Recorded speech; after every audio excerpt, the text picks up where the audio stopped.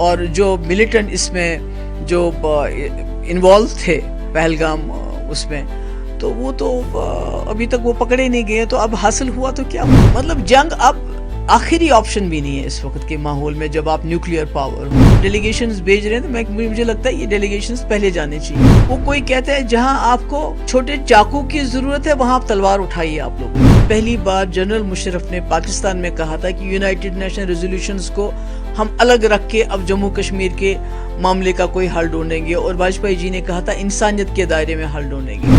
میں امید کرتی ہوں کہ دونوں ملکوں کو جو یہ سمجھ آ جائے کہ جنگ کوئی حل نہیں ہے. پہلی بار مدھیہ بھارت کا سب سے ایڈوانس 3 ٹیسلا MRI ساری اسکیننگ 6 سے 10 منٹ میں ہو جاتی ہے، جہاں عام MRI مشین 45 سے 1 گھنٹے لیتی ہے. GT ڈائگنوسٹک، نیر نہرو نگر اسکوائر، پریادرشنی پریسر، بھلائی.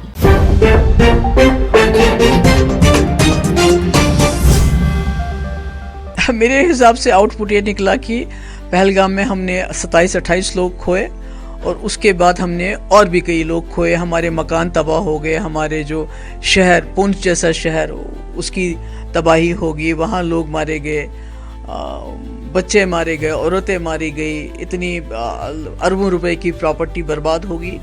اور جو ملیٹنٹ اس میں جو انوالو تھے پہلگام اس میں، تو وہ تو ابھی تک وہ پکڑے نہیں گئے. تو اب حاصل ہوا تو کیا ہوا؟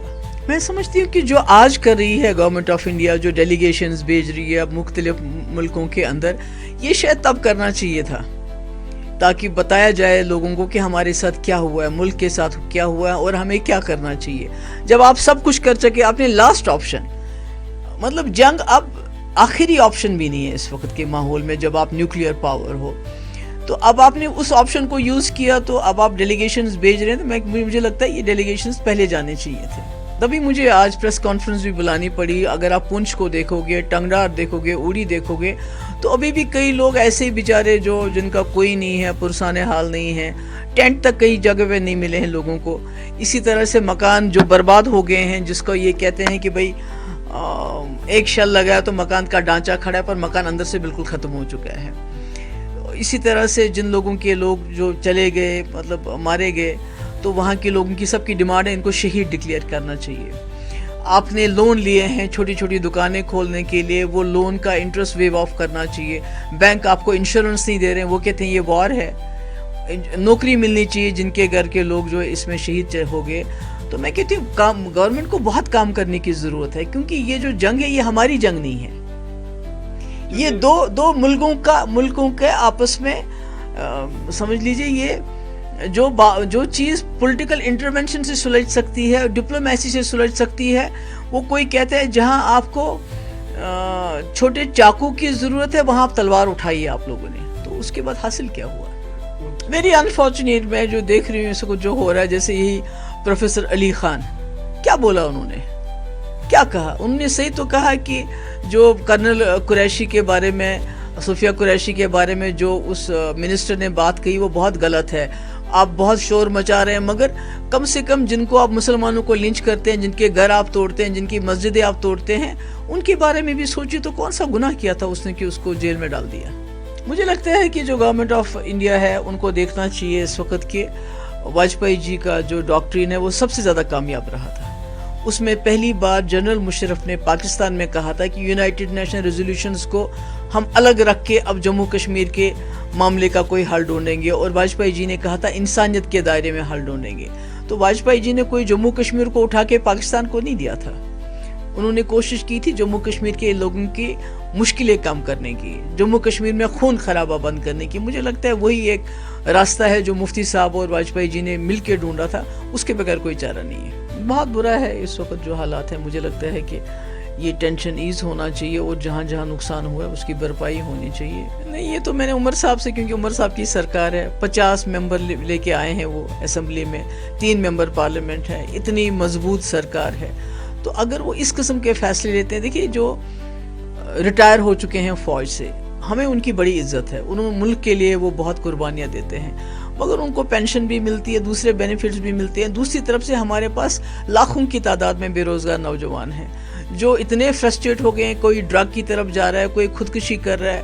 پڑھے لکھے نوجوان، ہٹے کٹے، صحت یاب، جو یہ کام بہتر طریقے سے کر سکتے ہیں, یہ جو انسٹالیشنز ہیں ان کی حفاظت کر سکتے ہو, ان کو ترجیح نہ دے کے ریٹائرڈ آرمی افسر کو, آرمی پرسنل کو لگانا, میں سمجھتی ہوں یہ صحیح فیصلہ نہیں ہے. میں امید کرتی ہوں کہ دونوں ملکوں کو جو یہ سمجھ آ جائے کہ جنگ کوئی حل نہیں ہے, جنگ سے تباہی ہو جاتی ہے, دونوں طرف تباہی ہو جاتی ہے.